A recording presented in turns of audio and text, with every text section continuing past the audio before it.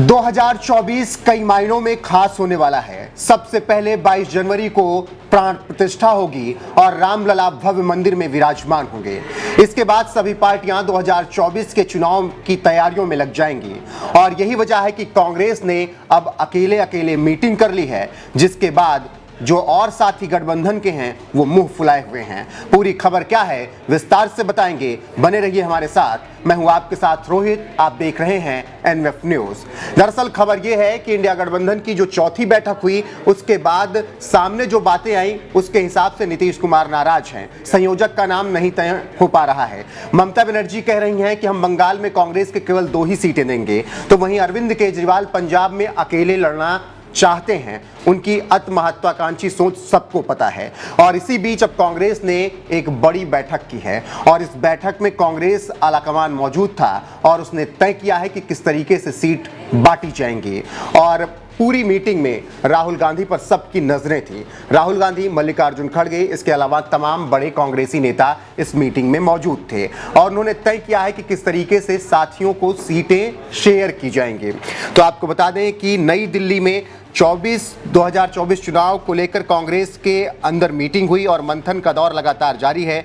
मंगलवार को कांग्रेस ऑफिस में बिहार, जम्मू कश्मीर, लद्दाख और पंजाब को लेकर गठबंधन की संभावनाओं पर गौर करने के लिए मीटिंग हुई और यहां पर सीट शेयरिंग कैसे होगी इसको लेकर भी चर्चाएं हुई हैं। मीटिंग में कांग्रेस के पूर्व अध्यक्ष राहुल गांधी, मौजूदा अध्यक्ष मल्लिकार्जुन खड़गे, संगठन महासचिव केसी वेणुगोपाल, बिहार कांग्रेस के अध्यक्ष अखिलेश प्रताप सिंह, नवनियुक्त राज्य प्रभारी मोहन प्रकाश, पार्टी के सीनियर नेता निखिल सिंह, शकील अहमद खान, रंजीत रंजन, इसके अलावा कई और अन्य नेता मौजूद थे। बिहार में अब किस तरीके से सीटें बांटी जानी हैं इसको लेकर चर्चाएं हैं। बंगाल में किस तरीके से सीटें शेयर की जाएंगी इसको लेकर भी बातें कांग्रेस के अंदर हुई हैं, क्योंकि ममता बनर्जी ने पहले ही बता दिया है कि कांग्रेस को हम केवल 2 ही सीट बंगाल में देंगे।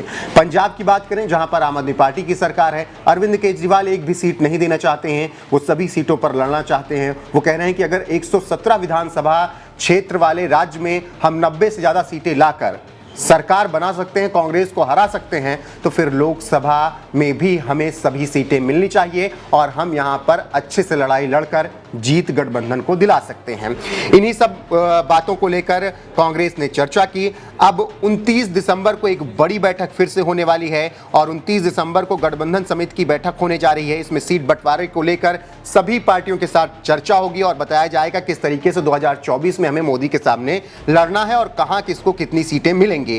कांग्रेस बिहार में लोकसभा की 40 सीटों में से अपने लिए 8 या 9 सीट चाह रही है। ये बातें मीटिंग में हुई हैं। पिछली बार कांग्रेस यहां से 9 सीटों पर मुकाबले में थी, जिसमें उसे 1 सीट पर कामयाबी केवल मिली थी। कांग्रेस के भीतर यही बात दिखी थी उस वक्त कि 9 सीटों पर लड़ने के बाद 1 ही सीट जीती, जिसके बाद आरजेडी ने भी सवाल उठाए थे।